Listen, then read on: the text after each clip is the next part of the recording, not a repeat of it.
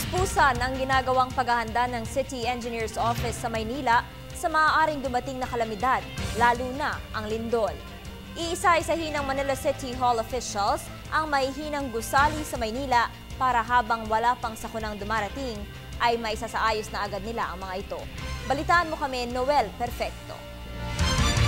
Hindi papayagan ng mga otoridad ang lungsod ng Maynila na maranasan ng syudad ang lupit ng kalikasan na tumama sa Bohol at Eastern Visayas Region kamakailan.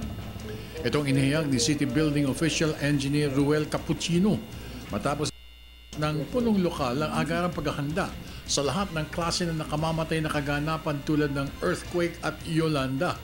Ayon kay Engineer Cappuccino, agad na binigyan nila ng notices ang 37 ng mga Catholic churches para mag-retrofit at palakasin ng mga lumang sinaunang simbahan at mahigit 40 mga gusali na isinama sa hanay ng mga condemnable buildings.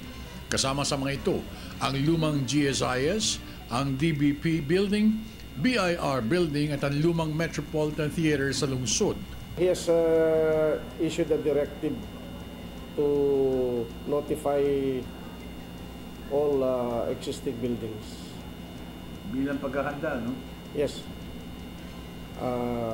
In preparation for the earthquake and in anticipation for the strong earthquake. The big one, sabi.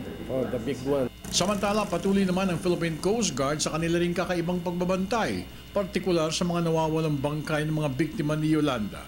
Kasama rin dito ang pag-deliver ng mga relief goods sa mga baybaying bayan sa kahabaan ng coastal towns ng Tacloban gamit ang mga rubber boats. Hindi kasi kami nagsakay ng maraming tao doon sapagkat hindi masyadong maganda yung accommodation. Ang BRP EDSA, kung maaakali siya bukas, it could possibly allow mga 500 passengers pabalik ng Tacloban. Pabalik ng Cebu. Tacloban to Cebu. Ayon pa kay Balilo, hindi lamang mga relief items ang kanyang isinasakay sa mga sasakyang pandagat ng Philippine Coast Guard, kundi pati na rin mga pasahero na nais magtungo sa Cebu mula sa Tacloban City. Para sa Telebisyon ng Bayan, ako naman si Noel Perfecto.